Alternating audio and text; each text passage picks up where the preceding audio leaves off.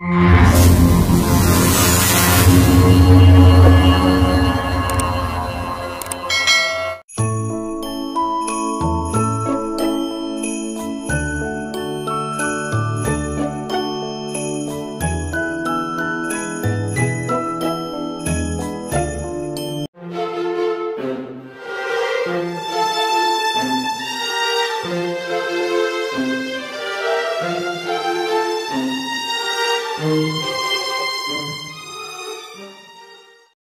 ಒಂದು ತರಗತಿಯಲ್ಲಿ ಬಿ.ಎಂ. ಶ್ರೀಕಂಠಯ್ಯ ಅವರು ಬರೆದಿರುವ ಕಾರಿ ಹೆಗ್ಗಡೆಯ ಮಗಳು ಪದ್ಯಪಾಠದ ಬಗ್ಗೆ ತಿಳಿದುಕೊಳ್ಳೋಣ.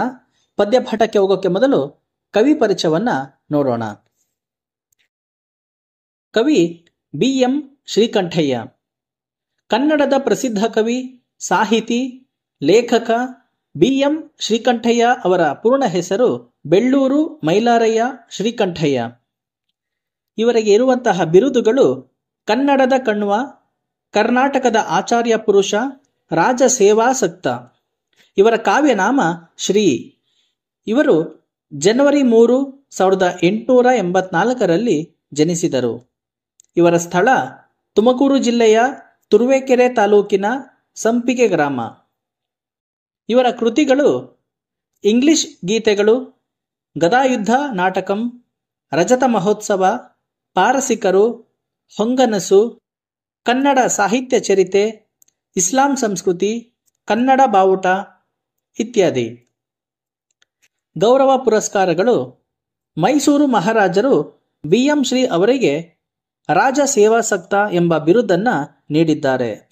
ಬಿ.ಎಂ. ಶ್ರೀ ಅವರು ಗುಲ್ಬರ್ಗದಲ್ಲಿ ನಡೆದ 14ನೇ ಅಖಿಲ ಭಾರತ ಕನ್ನಡ ಸಾಹಿತ್ಯ ಸಮ್ಮೇಳನದ ಅಧ್ಯಕ್ಷರಾಗಿದ್ದರು. ಅಲ್ಲದೆ ಕನ್ನಡ ಸಾಹಿತ್ಯ ಪರಿಷತ್ತಿನ ಉಪಾಧ್ಯಕ್ಷರಾಗಿದ್ದರು. ಪದ್ಯವನ್ನ ಒಂದು ಬಾರಿ ಓದುತ್ತೇನೆ.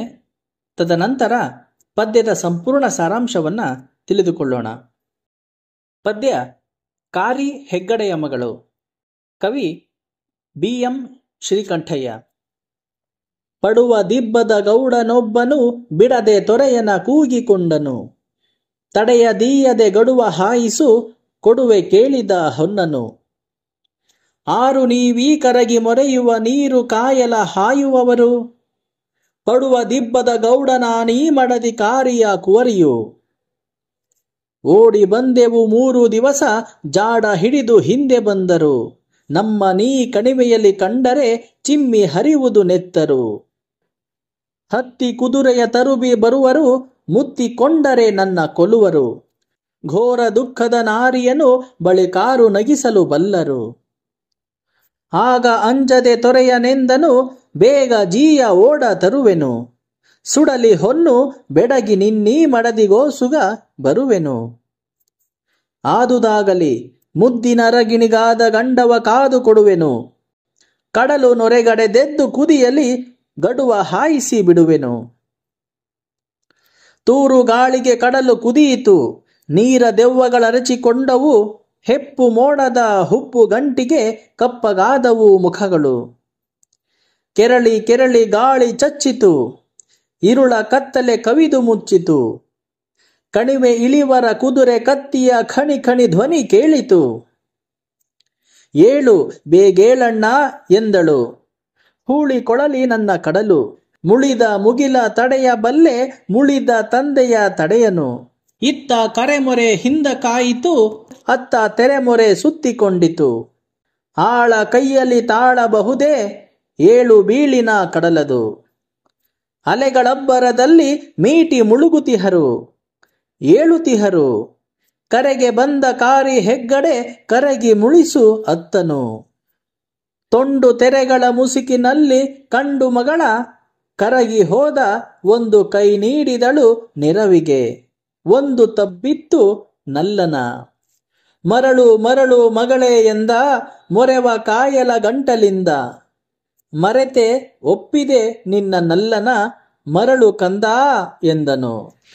ಮರಳಬಹುದೇ ಹೋಗಬಹುದೇ, ಕರೆಯ ತೆರೆಯಪ್ಪಳಿಸಿ ಹೊಯ್ದು ಹೊರಳಿ ಹೋದವು ಮಗಳ ಮೇಲೆ. ಕೊರಗಿನಲ್ಲಿ ಅವನುಳಿದನು.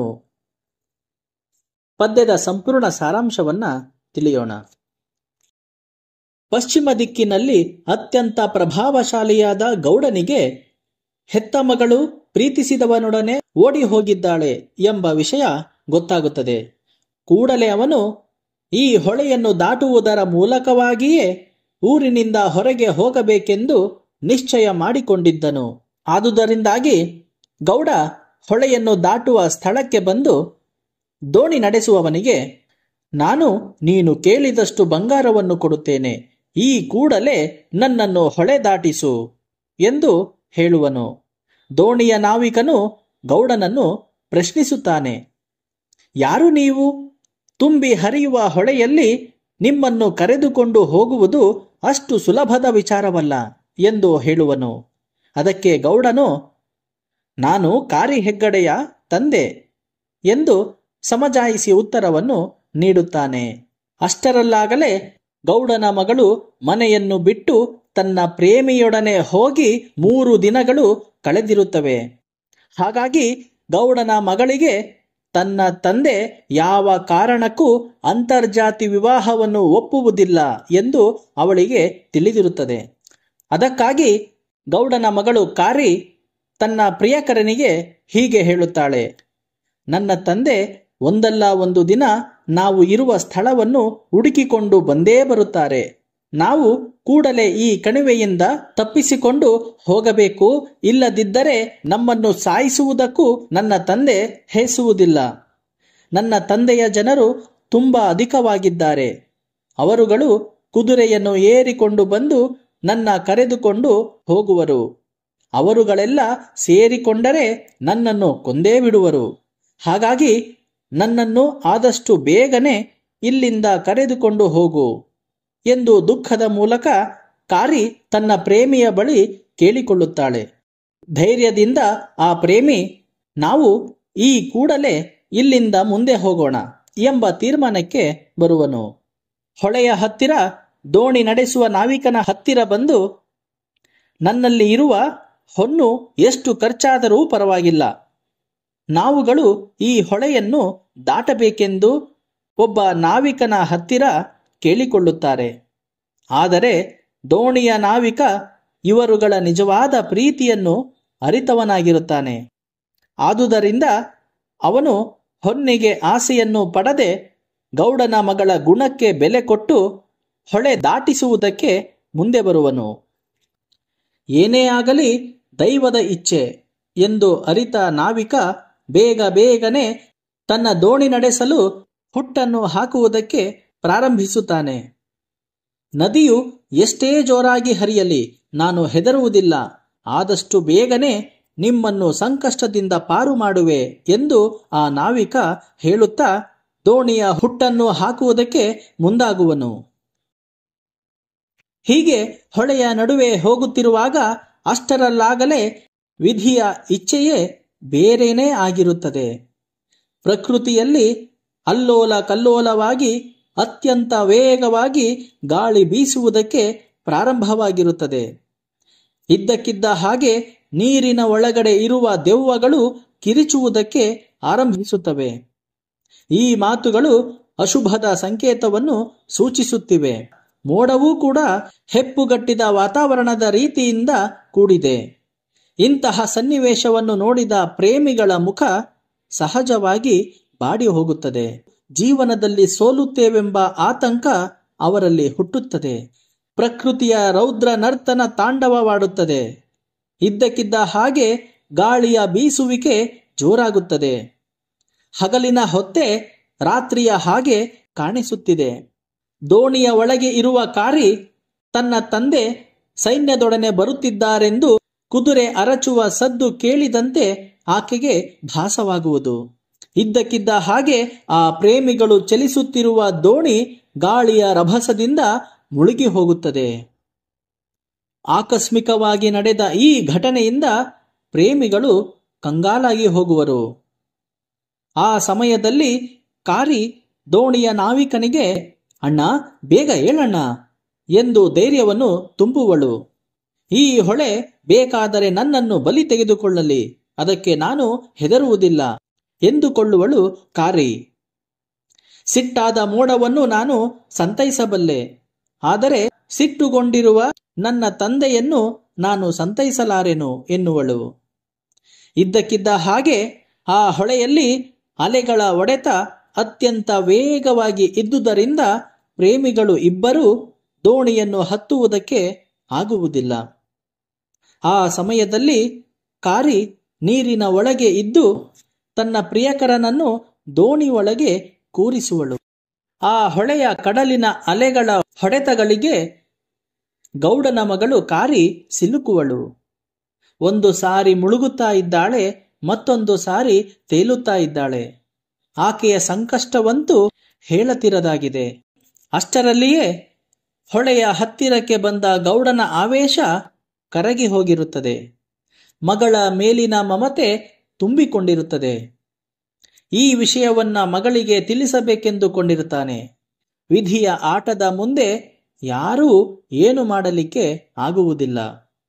ಗೌಡನ ಕಣ್ಣಿನ ಮುಂದೆನೇ ಮಗಳು ಸಾಯುತ್ತಿರುವುದನ್ನು ನೋಡಿ ಅತ್ಯಂತ ಶೋಕಭರಿತನಾಗುತ್ತಾನೆ. ಹೊಳೆಯ ಅಲೆಗಳ ಒಡೆತಗಳಿಗೆ ಸಿಲುಕಿದ ಕಾರಿ ಅಲೆಗಳ ನಡುವೆನೇ ಕರಗಿ ಹೋಗುತ್ತಾ ಇದ್ದಾಳೆ. ಈ ತರಹದ ರುದ್ರಾವಕವಾದ ಸನ್ನಿವೇಶವನ್ನು ನೋಡಿದ ಗೌಡನ ಸಂಕಷ್ಟವಂತೂ ಹೇಳತಿರದು. ಕಣ್ಣೆದುರೇ ಹೆತ್ತ ಮಗಳು ಸಾಯುತ್ತಿರುವುದನ್ನು ನೋಡಿದ ಗೌಡನ ಕರುಳು ಕಿವುಚಿದಂತಾಗುತ್ತದೆ. ಕಾರಿ ಸಾಯುತ್ತಿರುವಾಗ ಆಕೆಯ ಒಂದು ಕೈ ತನ್ನ ಪ್ರಿಯಕರನನ್ನು ಹಿಡಿದಿರುತ್ತದೆ. ಆದರೆ ಅಸಹಾಯಕನಾದ ಪ್ರಿಯಕರನು ತನ್ನ ಕಾರಿ ಸಾಯುತ್ತಿರುವುದನ್ನು ನೋಡಿ ರೋಧಿಸುತ್ತಾನೆ. ಕಾರಿ ಸಾಯುವುದನ್ನು ಕಂಡ ಗೌಡ, ಹುಚ್ಚು ಮಗಳೇ, ನೀನು ಆತುರವಾದ ನಿರ್ಧಾರವನ್ನು ಮಾಡಿಕೊಂಡೆ, ಅವಸರವನ್ನು ಪಟ್ಟು ಅನಾಹುತ ಮಾಡಿಕೊಂಡೆ. ಮರುಳು ಮರುಳು ಮಗಳೇ, ನಾನು ನಿಮ್ಮ ಪ್ರೇಮ ವಿವಾಹಕ್ಕೆ ಸಮ್ಮತಿ ಕೊಟ್ಟಿರುವೆ ಎಂದು ತನ್ನ ಮನಸ್ಸಿನಲ್ಲಿಯೇ ಅಂದುಕೊಳ್ಳುತ್ತಾ ಕಣ್ಣೀರು ಹಾಕುವನು. ಪದ್ಯದ ಕೊನೆಯಲ್ಲಿ ಕವಿ ಈ ತೆರನಾದಂತಹ ಪ್ರೇಮ ವಿವಾಹಗಳು ನಮ್ಮ ನಾಡಿನಲ್ಲಿ ಮತ್ತೆ ಮತ್ತೆ ಮರುಕಳಿಸಬಹುದೇ ಎಂದು ಪ್ರತಿಯೊಬ್ಬರೂ ತಮ್ಮನ್ನು ತಾವು ಪುನರ್ ಅವಲೋಕನವನ್ನ ಮಾಡಿಕೊಳ್ಳಬೇಕೆಂದು ಕರೆ ನೀಡುವರು. ಮಗಳನ್ನು ಕಳೆದುಕೊಂಡ ತಂದೆಯಂದಿರ ದುಃಖ ಸದಾ ಕೊರಗಿನಿಂದ ಇರುತ್ತದೆ ಎಂದು ಈ ಕವನ ಸಾರುತ್ತದೆ. ಒಟ್ಟಾರೆಯಾಗಿ ಈ ಪದ್ಯದಲ್ಲಿ ಯೌವನದ ಪ್ರೇಮ ಕಾರಿ ಹೆಗ್ಗಡೆಯ ಮಗಳಲ್ಲಿ ಇರುವುದು ಹೃದಯ ಸ್ಪರ್ಶಿಯಾಗಿ ಮೂಡಿಬಂದಿದೆ. ಕಾರಿಯ ಕನಸು ಇನ್ನೇನು ಕೈಗೊಂಡಿತು ಎನ್ನುವಾಗ ಆಕೆ ಅಕಾಲಿಕ ಮರಣಕ್ಕೆ ತುತ್ತಾಗುವಳು. ಈ ದುರಂತ ಸನ್ನಿವೇಶ ಓದುಗರಲ್ಲಿ ತಲ್ಲಣ ಉಂಟು ಮಾಡುತ್ತದೆ. ನವ ಜೋಡಿಯ ಪ್ರೇಮದ ಉತ್ಕಟತೆ, ತೊರೆಯ ಮನೋವೈಜ್ಞಾನಿಕತೆ, ಕರಾಳ ರಾತ್ರಿಯ ಅನುಭವಗಳು ಓದುಗರ ಮನ ಕಲಕುವುದೇ ಕಾವ್ಯದ ಪ್ರಧಾನ ಆಶಯವಾಗಿದೆ.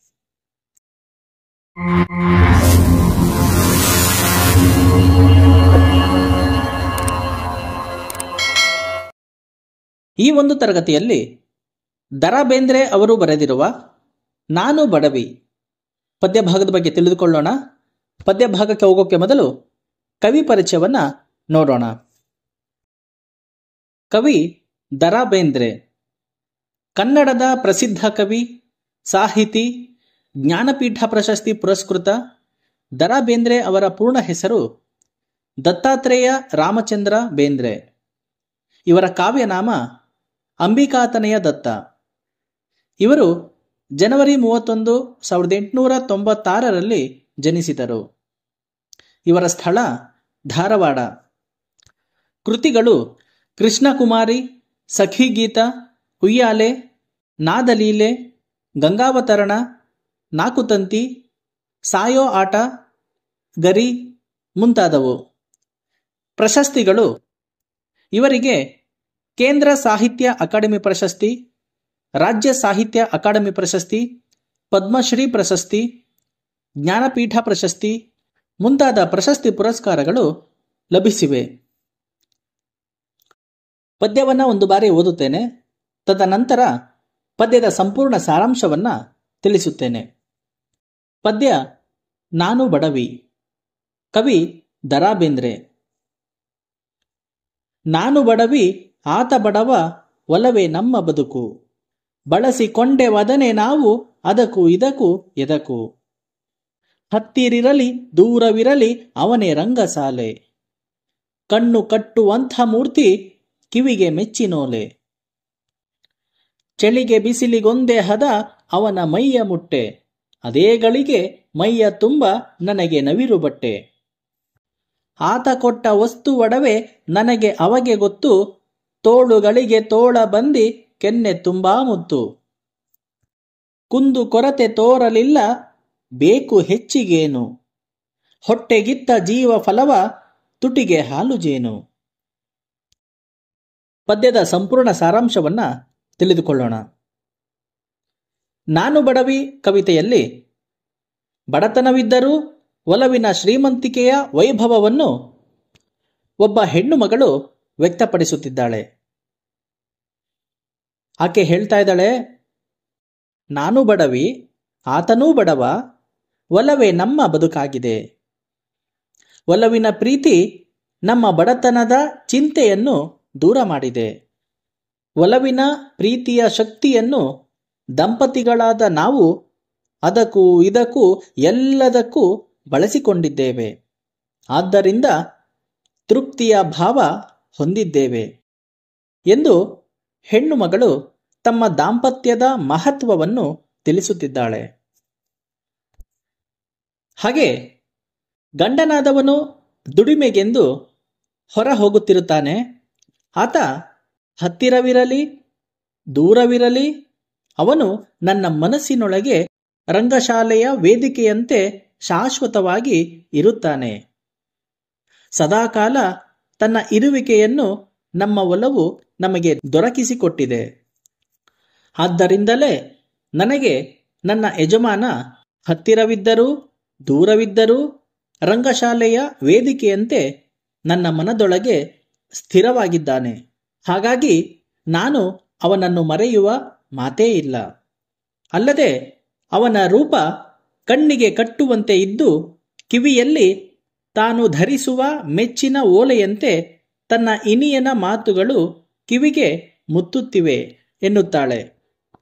ಹಾಗೆ ಹೆಣ್ಣು ಮಗಳು ಹೇಳ್ತಾ ಇದ್ದಾಳೆ, ಚಳಿ ಇದ್ದಾಗ ಬಿಸಿಯ ಸ್ಪರ್ಶವನ್ನು, ಬಿಸಿ ಇದ್ದಾಗ ತಣ್ಣನೆಯ ಅನುಭವ ಕಟ್ಟಿಕೊಡುವ ಸ್ಪರ್ಶ ಸುಖ ತನ್ನ ಇನಿಯನ ಒಲವಿನ ಶಕ್ತಿಗಿದೆ. ಹೀಗಾಗಿ ಆತ ತನ್ನ ಜೊತೆ ಇದ್ದರೆ ಸಾಕು, ಇಡೀ ಬದುಕು ಆನಂದಮಯವಾಗಿರುತ್ತದೆ. ಅವನು ಸ್ಪರ್ಶಿಸುವ ಶಕ್ತಿ ತನಗೆ ತೆಳುವಾದ ಶ್ರೀಮಂತಿಕೆಯ ಬಟ್ಟೆಯಂತಿರುತ್ತದೆ ಎಂದು ಹೇಳುತ್ತಿದ್ದಾಳೆ. ಹೆಣ್ಣು ಮಗಳು ತನ್ನ ಗಂಡ ತನಗೆ ನೀಡಿರುವ ವಸ್ತು ಒಡವೆಗಳ ಬಗ್ಗೆ ತಿಳಿಸುತ್ತಾ, ನನ್ನ ಇನಿಯ ನನಗೆ ಕೊಟ್ಟಿರುವ ವಸ್ತು ಒಡವೆಗಳು ನಮಗೆ ಮತ್ತು ಆ ವಸ್ತು ಒಡವೆಗಳಿಗೆ ಮಾತ್ರ ತಿಳಿದಿದೆ. ಅದು ಏನೆಂದರೆ, ಅವನು ನನ್ನ ತೋಳುಗಳಿಗೆ ತೋಳಬಂದಿ ಮಾಡಿ ಕೆನ್ನೆ ತುಂಬ ಮುತ್ತುಗಳನ್ನು ನೀಡ್ತಾನೆ. ಅವನು ನೀಡಿದ ಮುತ್ತುಗಳೇ ನಾನು ಮರೆಯಲಾಗದ ಒಡವೆಗಳಾಗಿವೆ ಎಂದು ಹೆಣ್ಣು ಮಗಳು ತಮ್ಮ ದಾಂಪತ್ಯ ಜೀವನದ ರಸಘಳಿಗೆಯನ್ನು ವರ್ಣಿಸುತ್ತಾ ಬಡತನದಲ್ಲೂ ಒಲವಿನ ಶಕ್ತಿಯ ಮಹಿಮೆ ಏನೆಂದು ನಿರೂಪಿಸುತ್ತಿದ್ದಾಳೆ.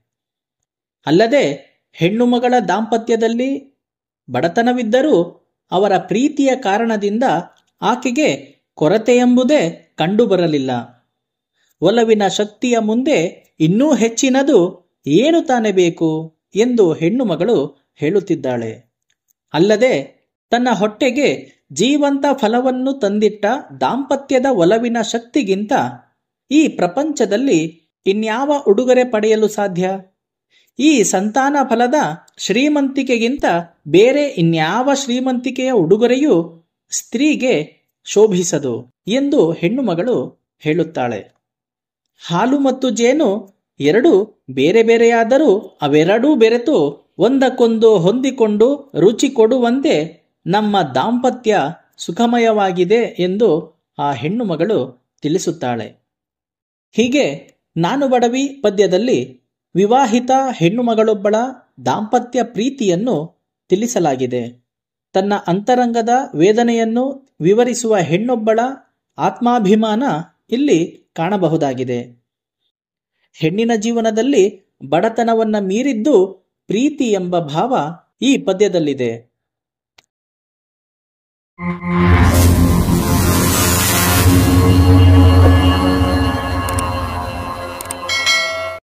ಈ ಒಂದು ತರಗತಿಯಲ್ಲಿ ಕೊಡಗಿನ ಗೌರಮ್ಮ ಅವರು ಬರೆದಿರುವ ಅಪರಾಧಿ ಯಾರು ಗದ್ಯ ಪಾಠದ ಬಗ್ಗೆ ತಿಳಿದುಕೊಳ್ಳೋಣ.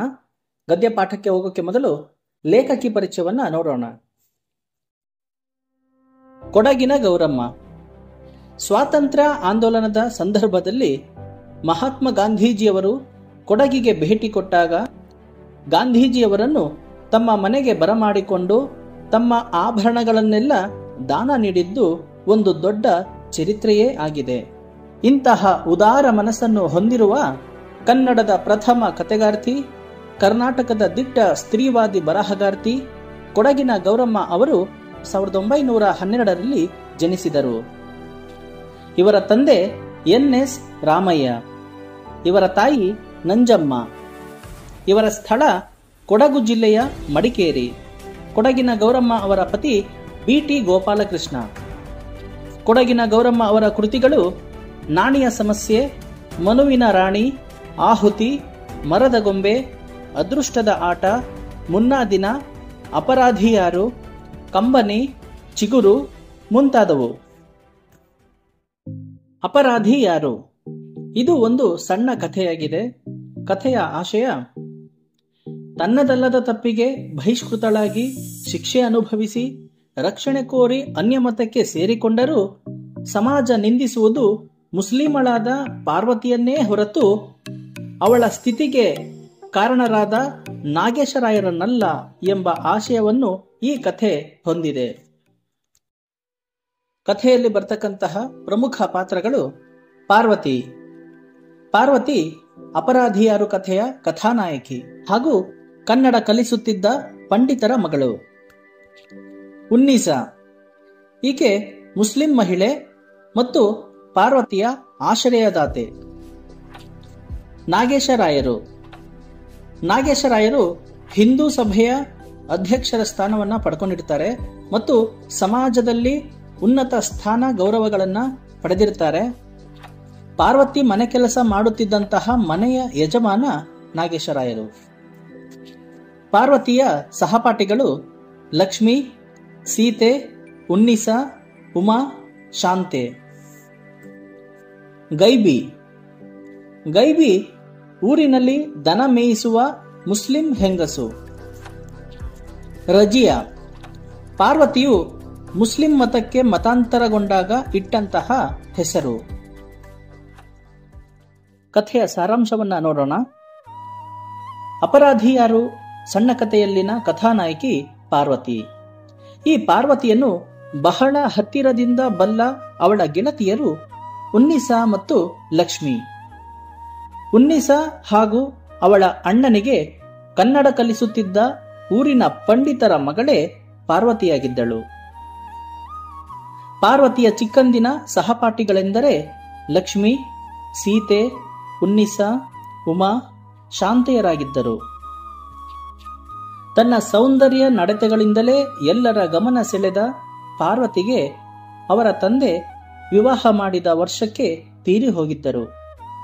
ಪಾರ್ವತಿಯ ಗಂಡ ಬೆಟ್ಟದಷ್ಟು ಸಾಲ ಮಾಡಿ ಕಳೆದ ವರ್ಷ ತೀರಿ ಹೋದನು. ಇನ್ನು ಪಾರ್ವತಿಗೆ ಒಂದು ಚಿಕ್ಕ ಮಗುವಿತ್ತು. ಆ ಮಗುವಿನ ಪೋಷಣೆಗಾಗಿ ಊರಿನ ಹಿಂದೂ ಸಭೆಯ ಅಧ್ಯಕ್ಷರ ಮನೆಯಲ್ಲಿ ಮನೆ ಕೆಲಸಕ್ಕೆ ಸೇರಿಕೊಂಡಳು ಪಾರ್ವತಿ. ಆದರೆ ನಾಗೇಶರಾಯರಿಗೆ ವಿಧವೆಯಾಗಿದ್ದ ಪಾರ್ವತಿಯ ಮೇಲೆ ವ್ಯಾಮೋಹವಿತ್ತು. ಮಗನ ಭವಿಷ್ಯಕ್ಕಾಗಿ ನಾಗೇಶರಾಯರ ಅತ್ಯಾಚಾರವನ್ನು ಹೇಗೋ ಸಹಿಸಿಕೊಂಡಿದ್ದಳು. ಪಾರ್ವತಿಯನ್ನು ಇತ್ತೀಚೆಗೆ ರಾಯರು ಯಾಕೋ ಅವಳ ಮೇಲೆ ಅಪವಾದ ಹೊರಿಸಿ ಊರಿನಿಂದ ಬಹಿಷ್ಕಾರ ಹಾಕಿದ್ದರು. ಮಗನ ಭವಿಷ್ಯಕ್ಕಾಗಿ ರಾಯರು ನೀಡಿದ ಕಿರುಕುಳ ಸಹಿಸಿಕೊಂಡಿದ್ದ ಪಾರ್ವತಿ ಬಹಿಷ್ಕಾರಕ್ಕೆ ಒಳಗಾದ ಮೇಲೆ ಮುಂದೆ ದಾರಿ ಕಾಣದೆ ಆತ್ಮಹತ್ಯೆ ಮಾಡಿಕೊಳ್ಳಲು ಮಗನೊಂದಿಗೆ ರಾತ್ರಿಯ ವೇಳೆ ಬಾವಿಯ ಬಳಿ ಹೋದಾಗ ಅಲ್ಲಿ ಪಾರ್ವತಿಯನ್ನು ಗುರುತಿಸಿದ ಆ ಊರಿನ ದನ ಕಾಯುವ ಮುಸ್ಲಿಂ ಮಹಿಳೆ ಗೈಬಿ ಪಾರ್ವತಿಯನ್ನು ಆತ್ಮಹತ್ಯೆಯಿಂದ ತಡೆದಳು. ಪಾರ್ವತಿಯನ್ನು ಒತ್ತಾಯ ಮಾಡಿ ಅವಳ ಆತ್ಮೀಯ ಗೆಳತಿಯಾದ ಉನ್ನೀಸಾ ಮನೆಗೆ ಕರೆದು ತಂದು ಒಪ್ಪಿಸಿದ್ದಳು. ತನ್ನ ಬಾಲ್ಯದ ಗೆಳತಿಗೆ ಇಂಥ ಪರಿಸ್ಥಿತಿ ಬಂದುದನ್ನು ಕಂಡ ಉನ್ನೀಸಾ ತನ್ನ ಅಣ್ಣನಿಗೆ ಪತ್ರ ಬರೆದು ಪಾರ್ವತಿಯ ಭವಿಷ್ಯಕ್ಕಾಗಿ ಅವಳನ್ನು ಮುಸ್ಲಿಂ ಜಾತಿಗೆ ಸೇರಿಸಿಕೊಂಡು ಅವಳ ಹೆಸರನ್ನು ರಜಿಯಾ ಎಂದು ಬದಲಾಯಿಸಿ ಬದುಕಲು ಅವಕಾಶ ಮಾಡಿಕೊಟ್ಟಿದ್ದಳು. ಇನ್ನು ಪಾರ್ವತಿಯ ಮತ್ತೊಬ್ಬ ಆತ್ಮೀಯ ಗೆಳತಿ ಲಕ್ಷ್ಮಿ ತನ್ನ ಸ್ನೇಹಿತೆಗೆ ಉಂಟಾದ ಕಷ್ಟವನ್ನು ಕಂಡು ಮರುಗಿ ಪಾರ್ವತಿಗೆ ಒದಗಿದ ದುಸ್ಥಿತಿಯ ಬಗ್ಗೆ, ಊರಿನ ನಾಗೇಶರಾಯರ ಗೋಮುಖ ವ್ಯಾಘ್ರನ ಬಗ್ಗೆ, ಸಮಾಜದ ಪರಿಸ್ಥಿತಿಯ ಬಗ್ಗೆ ಹಾಗೂ ತಮ್ಮ ಬಾಲ್ಯದ ಒಡನಾಟಗಳ ಬಗ್ಗೆ ತನ್ನ ಗೆಳತಿಯಾದ ನಳಿನಿಗೆ ಪತ್ರ ಬರೆದು ಲಕ್ಷ್ಮಿ ವಿಚಾರ ತಿಳಿಸುತ್ತಾಳೆ. ಬಾಲ್ಯದಲ್ಲಿ ಕಣ್ಮುಂದೆ ಆಡಿ ಬೆಳೆದ ಪಾರ್ವತಿ ರಜಿಯಳಾಗಿಯಾದರೂ ಸುಖವಾಗಿರಲಿ ಎಂದು ಪ್ರಾರ್ಥಿಸುವ ಲಕ್ಷ್ಮಿ, ಪಾರ್ವತಿಯ ಈ ಪರಿಸ್ಥಿತಿಗೆ ಕಾರಣಕರ್ತರಾದ ನಾಗೇಶರಾಯ ಮತ್ತು ಕಠೋರವಾದ ಈ ಸಮಾಜ ಪಾರ್ವತಿಯನ್ನೇ ಅಪರಾಧಿ ಸ್ಥಾನದಲ್ಲಿ ನಿಲ್ಲಿಸಿದೆ. ಅಂತಿಮವಾಗಿ ಲೇಖಕಿ ಓದುಗರಿಗೆ ಪ್ರಶ್ನೆಯನ್ನ ಬಿಡ್ತಾ ಇದ್ದಾರೆ, ಇಲ್ಲಿ ಅಪರಾಧಿ ಯಾರು? ಪಾರ್ವತಿನ ಅಥವಾ ನಾಗೇಶರಾಯರ ಅಥವಾ ಈ ಕಠೋರ ಸಮಾಜನ? ಅಪರಾಧಿ ಯಾರು ಅನ್ನುವ ಪ್ರಶ್ನೆಯನ್ನ ಲೇಖಕಿ ಓದುಗರಿಗೆ ಬಿಡ್ತಾ ಇದ್ದಾರೆ.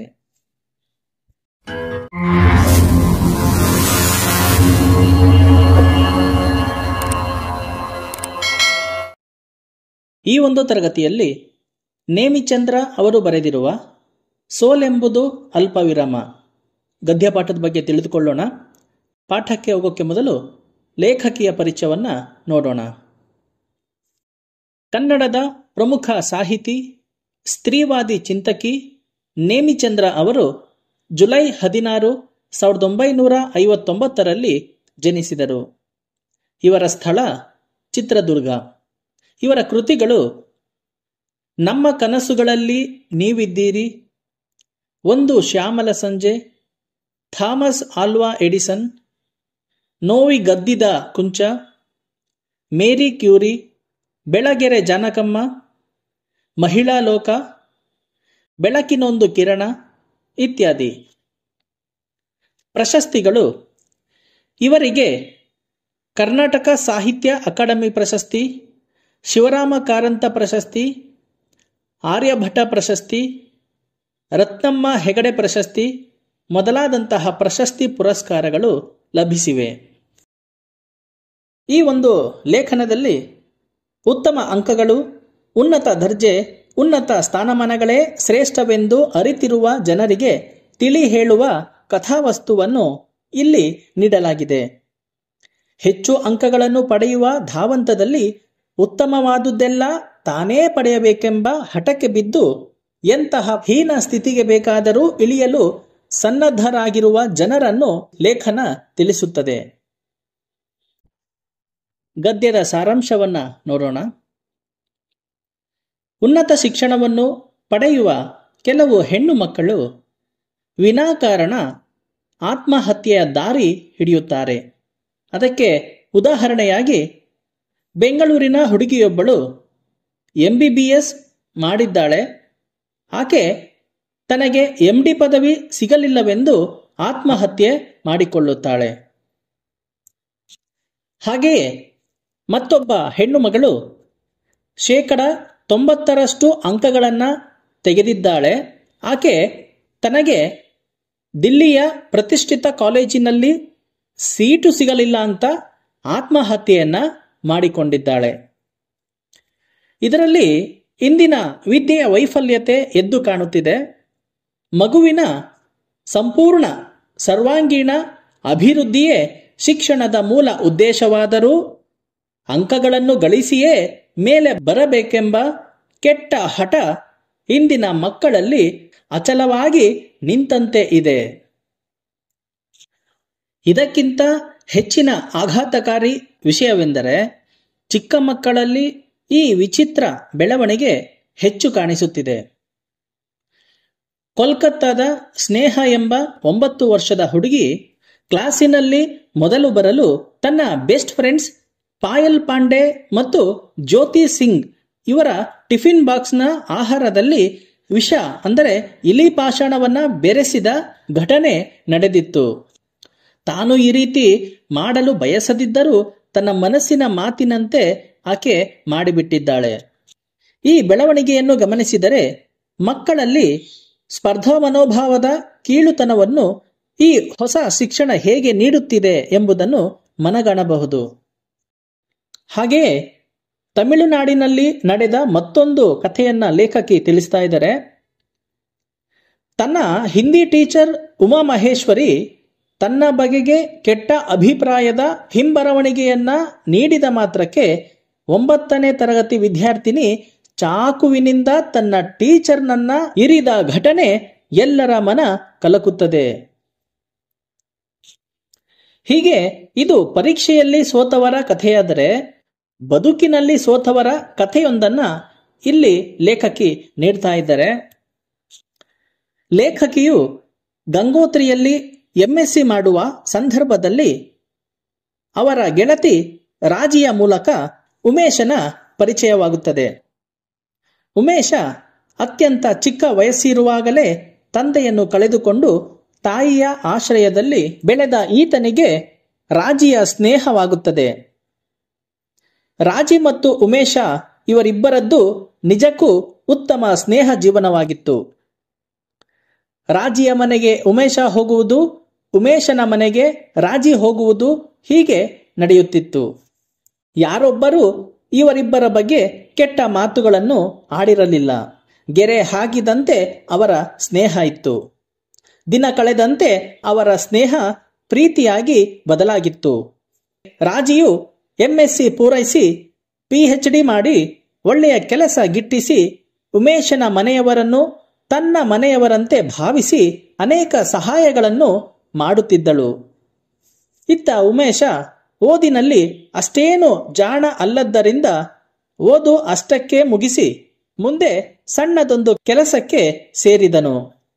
ಕೆಲಸಕ್ಕೆ ಸೇರಿದ ಬಳಿಕ ಉಮೇಶ ಬದಲಾಗಿ ಹೋದನು. ಪ್ರೀತಿಸಿ ಮದುವೆಯಾಗುತ್ತೇನೆ ಎಂದು ಹೇಳಿದ್ದ ರಾಜಿಯನ್ನು ಕೈ ಹಿಡಿಯದೆ ಅವಮಾನ ಮಾಡಿದ್ದನು. ಕೆಲಸದ ಜಾಗದಲ್ಲಿ ಮೇಲ್ಜಾತಿಯ ಹುಡುಗಿಯೊಂದಿಗೆ ವಿವಾಹ ಮಾಡಿಕೊಂಡನು. ಕೊನೆಗೆ ಉಮೇಶ ತನ್ನ ಹೆಂಡತಿ ಮತ್ತು ತಾಯಿಯನ್ನು ಸಂಭಾಳಿಸಲಾರದೆ ತನ್ನ ತಾಯಿಯನ್ನು ವೃದ್ಧಾಶ್ರಮಕ್ಕೆ ಕಳುಹಿಸಿಬಿಟ್ಟನು. ಇತ್ತ ರಾಜಿ ತನಗಾದ ಅವಮಾನವನ್ನು ಸಹಿಸಲಾಗದೆ ಆತ್ಮಹತ್ಯೆ ಮಾಡಿಕೊಂಡು ಬಿಟ್ಟಳು. ಮತ್ತೊಂದು ಘಟನೆಯನ್ನು ಲೇಖಕಿ ತಿಳಿಸುತ್ತಾ, ಒಂದು ಹುಡುಗಿ ಆಪ್ತ ಸಮಾಲೋಚನೆಯಲ್ಲಿ ತನ್ನ ಮನಸ್ಸಿನ ಎಲ್ಲ ನೋವುಗಳನ್ನು ಲೇಖಕಿಯ ಬಳಿ ಹೇಳಿಕೊಂಡು ಬಹಳ ಅತ್ತಿದ್ದಳು. ತದನಂತರದ ಕೆಲವು ದಿನಗಳಲ್ಲಿಯೇ ತಾನು ಬಯಸಿದ ಹುಡುಗನ ಬುದ್ಧಿ ಸರಿಯಿಲ್ಲವೆಂದು ತಿಳಿದು ತನ್ನ ಪ್ರೀತಿಗೆ ಆತ ಅರ್ಹನಲ್ಲವೆಂದು ಅವನಿಂದ ದೂರವಾಗಿ ಹೊಸತೊಂದು ಜೀವನ ಪ್ರಾರಂಭಿಸಿದೆ ಎಂದು ಹೇಳಿದಳು. ಇದನ್ನು ಕೇಳಿದ ಲೇಖಕಿ ಹೆಣ್ಣಿನ ಧೈರ್ಯ ಕಂಡು ಸಂತೋಷಪಟ್ಟರು. ಬಹುಶಃ ತನ್ನ ಗೆಳತಿ ರಾಜಿಯೂ ಕೂಡ ಹೀಗೆ ಯೋಚಿಸಿದ್ದರೆ ಆತ್ಮಹತ್ಯೆ ಮಾಡಿಕೊಳ್ಳುತ್ತಿರಲಿಲ್ಲ. ಅಂತಹ ಪ್ರತಿಭೆಯೊಂದು ಅರಳಿ ಅದೆಂತಹ ಸಾಧನೆ ಆಕೆಯಿಂದ ಆಗುತ್ತಿತ್ತು ಎಂದು ಜೀವನದಲ್ಲಿ ದುಡುಕಿ ಆತ್ಮಹತ್ಯೆ ಮಾಡಿಕೊಂಡ ತನ್ನ ಗೆಳತಿಯ ಬಗ್ಗೆ ಯೋಚಿಸುತ್ತಾರೆ. ಬದುಕು ಸಾವಿರಾರು ಅವಕಾಶಗಳನ್ನು ನಮ್ಮ ಎದುರಿಗೆ ಹಾಕಿದೆ. ಅವುಗಳನ್ನು ಆರಿಸಿಕೊಂಡು ಮುಂದೆ ನಾವು ಸಾಗಬೇಕಾಗಿದೆ ಅಷ್ಟೇ. ಬದುಕಿನ ನಿಘಂಟಿನಿಂದ ಸೋಲು ಅಲ್ಪ ವಿರಾಮವೇ ಹೊರತು ಪೂರ್ಣ ವಿರಾಮವಲ್ಲ. ಹೀಗೆ ಈ ಒಂದು ಲೇಖನದಲ್ಲಿ ಉತ್ತಮ ಅಂಕಗಳು, ಉನ್ನತ ದರ್ಜೆ, ಉನ್ನತ ಸ್ಥಾನಮಾನಗಳೇ ಶ್ರೇಷ್ಠವೆಂದು ಅರಿತಿರುವ ಜನರಿಗೆ ತಿಳಿ ಹೇಳುವ ಕಥಾವಸ್ತುವನ್ನು ಇಲ್ಲಿ ನೀಡಲಾಗಿದೆ. ಹೆಚ್ಚು ಅಂಕಗಳನ್ನು ಪಡೆಯುವ ಧಾವಂತದಲ್ಲಿ ಉತ್ತಮವಾದುದೆಲ್ಲ ತಾನೇ ಪಡೆಯಬೇಕೆಂಬ ಹಠಕ್ಕೆ ಬಿದ್ದು ಎಂತಹ ಹೀನ ಸ್ಥಿತಿಗೆ ಬೇಕಾದರೂ ಇಳಿಯಲು ಸನ್ನದ್ಧರಾಗಿರುವ ಜನರನ್ನು ಲೇಖನ ತಿಳಿಸುತ್ತದೆ.